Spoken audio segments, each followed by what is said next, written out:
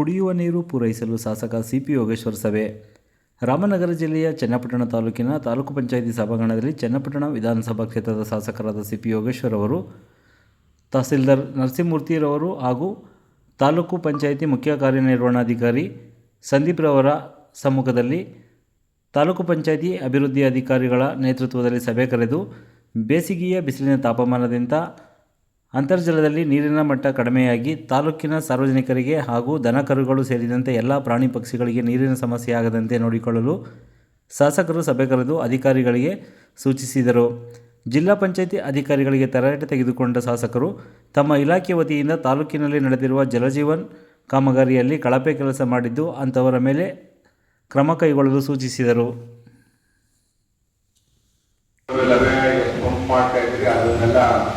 ಬೇಕಾಗಿಲ್ಲ, ನಮಗೆ ಇರೋದು